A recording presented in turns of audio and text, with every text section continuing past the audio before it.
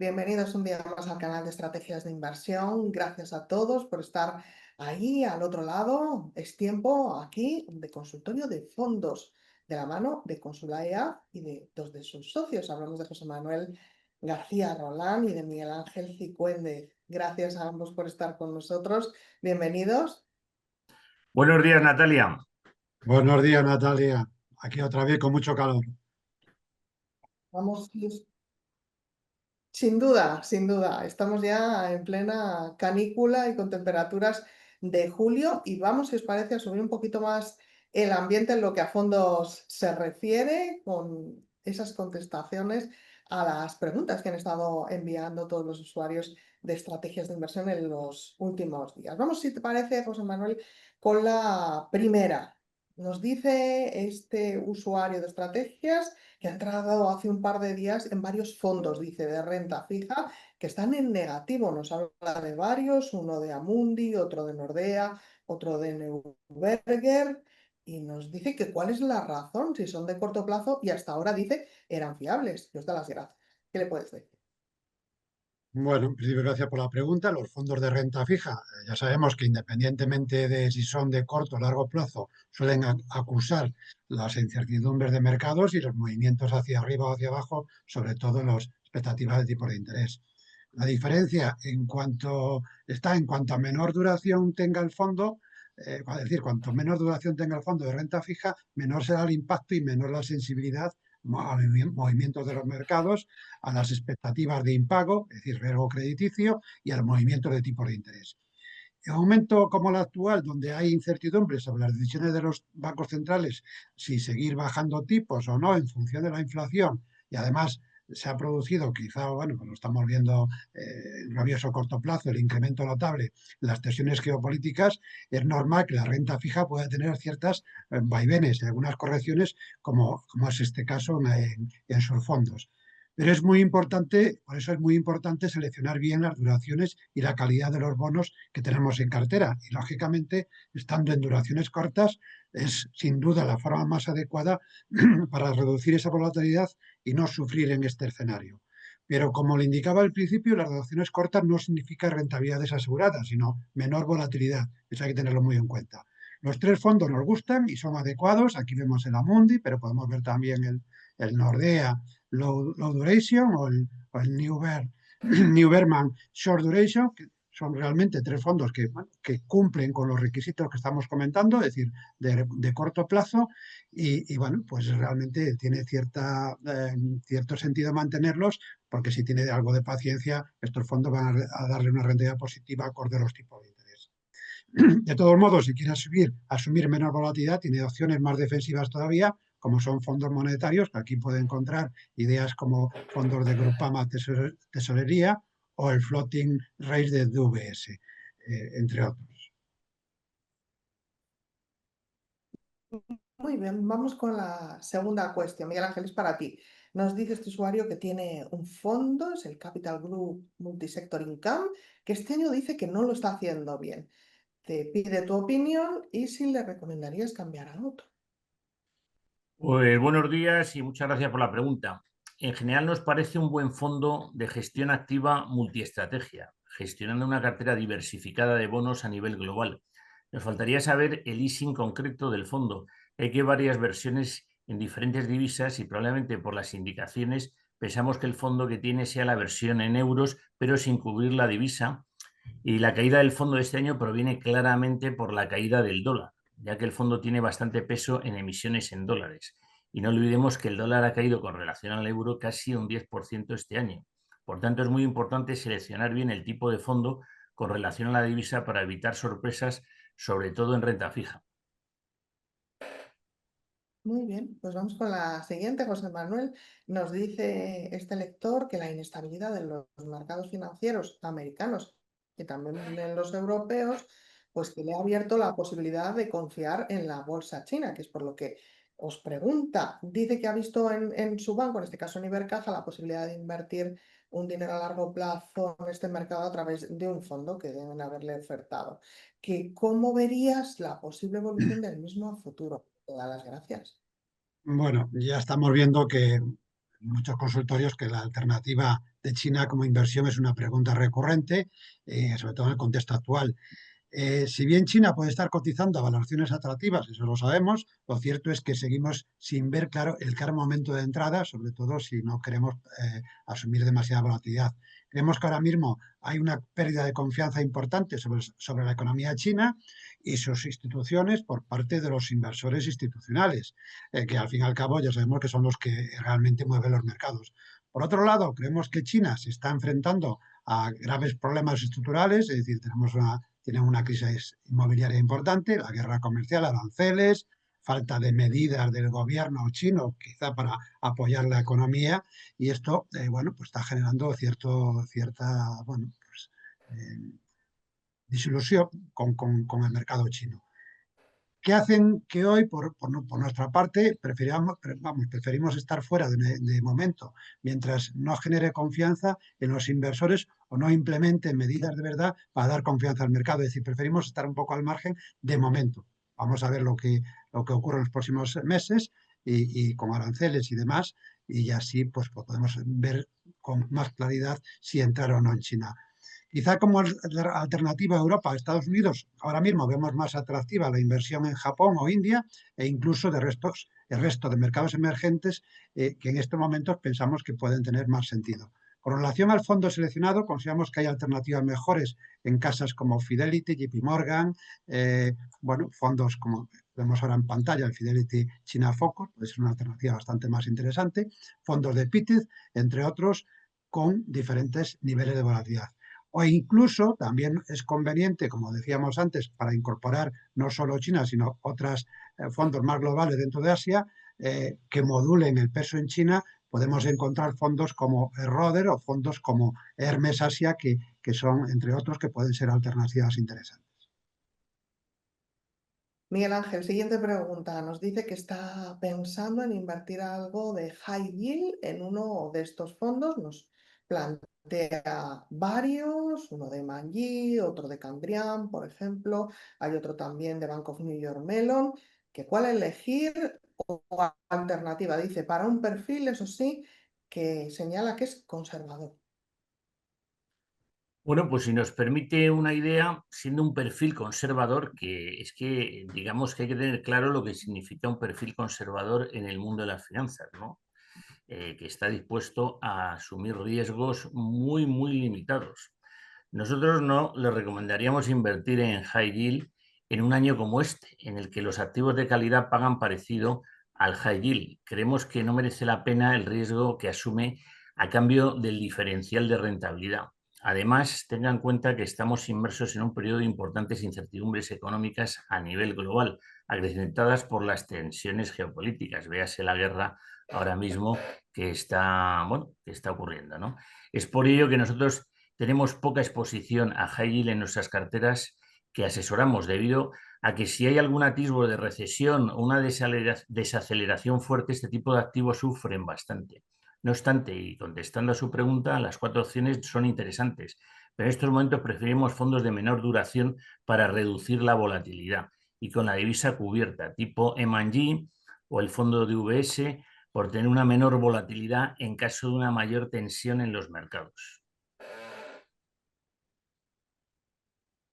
Muy bien, pues siguiente pregunta, José Manuel, es para ti. Dice que para el momento actual, si alguno de estos 3 fondos de renta fija o mezcla de ellos pueden ser lo que él considera fondos refugio. Nos habla de uno de M&G, otro de Carmignac y otro de DWS. Bueno, en un contexto realmente negativo de mercado, el refugio o al menos el mayor control de volatilidad lo vamos a encontrar, como ya hemos comentado, en duraciones de muy corto plazo, en renta fija y con bonos de calidad crediticia, como comentábamos antes. Los fondos que proponen nos parecen, entre otras opciones, buenas alternativas, pero como hemos comentado en la pregunta anterior y ha comentado Miguel Ángel, nos mantendríamos al margen de la inversión en high yield, aunque está claro que el fondo de Manji es una opción muy defensiva dentro de la categoría. Además tiene una tira atractiva, con lo cual tampoco sería una idea descabellada. Dentro de los tres fondos que comenta, para invertir en la parte más defensiva de la cartera o para reducir volatilidad, sentiríamos más cómodos con el fondo que tenemos en pantalla, el DVS Invest Short Duration. Otras alternativas que puede considerar es el Nordea Low Duration Covered Bond o Bond Tobel Euro Short Term, o incluso fondos monetarios, como hemos comentado antes, o en general fondos de renta fija de corto plazo de calidad, como hemos comentado. El fondo de Carmiñá, por otro lado, no lo tendríamos ahora mismo en cartera, porque principalmente debido a que es un fondo que invierte en una cartera de bonos de baja calidad crediticia. Y dentro de Carmiñá quizá preferimos el fondo un clásico, que es el Carmiñá Security, con mucho más defensivo. Si opta por fondos globales o con peso en Estados Unidos, que bueno, que tiene mucho sentido porque podemos encontrar tires mucho más atractivas, habría que optar por la opción de divisa cubierta para no tener exposición a dólar. Y esto vamos a insistir continuamente porque sí es muy importante en tener la cobertura en renta fija, no tanto en renta variable. Miguel Ángel, siguiente pregunta. Nos dice este usuario que tiene un fondo indexado de Vanguard y duda si cambiarlo por un indexado, dice, mejorado, como un Nordea 2, dice, o otro fondo de Robeco. ¿Qué opinas? ¿Qué te parecen estas alternativas? ¿Que es mejor cubierto o sin cubrir? Dice, muy amable y gracias. Pues bien, ante todo me gustaría hacer una aclaración. Desde mi punto de vista, en un fondo indexado el gestor no debería hacer ningún tipo de gestión y simplemente debería de replicar el índice de la forma más eficiente posible. Cuando hablamos de fondos indexados mejorados, con cierta gestión, en general ya estamos hablando de gestión activa y lógicamente hay grandes fondos que baten a los índices en muchos periodos. Por eso no siempre es mejor la gestión pasiva ni siempre la gestión activa. Yo creo que la pregunta que tenemos que hacernos en este momento es si es el momento de seguir, valga la redundancia, en gestión pasiva. Y por lo que estamos viendo desde hace más de un año, la gestión pasiva tradicional actualmente tiene un cierto peligro, ya que estamos en valoraciones muy exigentes en los grandes valores tecnológicos estadounidenses, que pesan en torno al 30% en los grandes índices. Y si añadimos que estamos inmersos en una fuerte volatilidad e incertidumbre geopolítica, pensamos que es el momento de confeccionar una cartera diversificada donde tenga mucho peso la gestión activa y flexible de calidad y menos peso la gestión de índices o indexada. Los dos fondos que nos plantea tiene sentido, pero hay muchas otras alternativas de fondos globales que baten a los índices con más cintura. Muy bien, José Manuel, siguiente pregunta. Nos dice este lector que ahora mismo tiene un 61% invertido en renta variable y un 39% de renta fija. Dice que en su posición de renta variable, pues que ha optado por muchos fondos globales. Dice, tiene más o menos la misma proporción en varios de ellos, uno de Robeco, otro de PAM, otro de JH, otro de JPM y en menor medida, dice, uno de Invesco y otro de Jupiter. A tenor de tu experiencia, dice, ¿a qué cambios o qué cambios realizarías en esta cartera? Y que cuándo tocará, dice, la revalorización de las pequeñas compañías americanas, de las small caps. Que gracias por tu atención. Una gran pregunta y completa. Es decir, en línea general, la composición de la cartera no está mal. Sin saber su perfil como inversor, sería poco prudente por nuestra parte recomendar cambios o cambios concretos, pero vamos a dar unas pinceladas. Es cierto que hoy por hoy las posiciones del Robeco Global Premium, que estamos viendo en pantalla, el Júpiter, el de Global o el JP Morgan Equity Plus de renta variable europea, son alternativas que deberíamos tener más peso en su cartera. La primera, por ser un fondo, es decir, el Robeco, por ser un fondo defensivo todoterreno. El segundo, como vamos a ver, por ser un fondo global, flexible, con más peso en Estados Unidos, adecuados seguramente adecuado, como hay otras alternativas, para mantenerlo de forma estructural en una cartera a largo plazo. Y por último, la acción del JP Morgan, bueno, pues Europa también nos parece acertada debido a que estamos en un momento positivo en la renta variable europea frente a la americana y bueno, esto se refleja en los fondos europeos. Del resto de piezas va a depender el peso que tengan cada una de ellas, siendo consciente de que son fondos que le puede aportar mayor volatilidad que el promedio en su cartera, como por ejemplo el DIPAM, que es un gran fondo, pero muy sesgado a las grandes tecnológicas y aunque nos gusta a largo plazo, a corto plazo podría tener cierta volatilidad.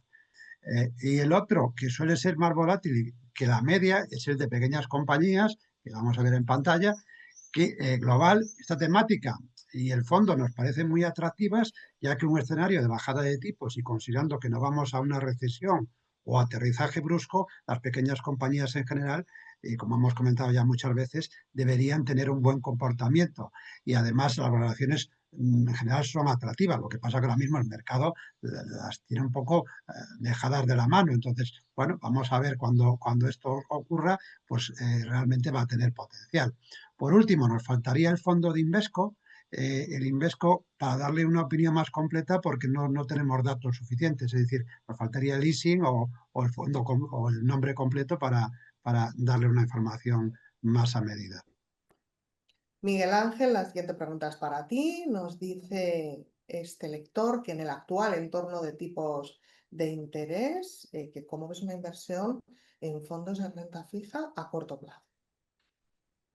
Bien, como siempre decimos, la respuesta va a depender de su perfil y horizonte de inversión, que recomendamos que no lo cuenten, ya que si busca algo tranquilo, sin duda, la inversión en una cartera diversificada de renta fija de calidad con duraciones inferiores a 2 años le va a proporcionar una rentabilidad moderada pero sin sobresaltos. Ahora bien, si puede asumir algo más de volatilidad, lo lógico sería incluir algún fondo con algo de duración, sobre todo global o con más peso en Estados Unidos, siempre con la divisa cubierta, ya que podemos conseguir mayores retornos por duración y por rentabilidad o TIR de los bonos en cartera. Además, también puede incluir algo de fondo de retorno absoluto en renta fija que le descorrelacionará la cartera y con ello conseguirá una rentabilidad en conjunto más atractiva. Por tanto, hay diferentes opciones para configurar una cartera en renta fija adecuada a cada inversor. Ya sabes, si necesita más información o más ayuda, pues pueden contactarnos en privado. Muy bien. Y la última pregunta, José Manuel, es para ti. Nos dice este lector que tiene un fondo de Asia ex-Japan de Federated Hermes que tiene una sobreponderación considerable, dice, en China. Que cómo ves China teniendo en cuenta, dice, los numerosos retos a los que se está enfrentando el país y de los que además habéis hablado antes. Y realmente lo hemos comentado antes. China tiene sus riesgos, como hemos comentado, van desde las preocupaciones geopolíticas, los aranceles, como hemos dicho, los estallidos del mercado inmobiliario y la débil confianza de los consumidores, lo estamos viendo.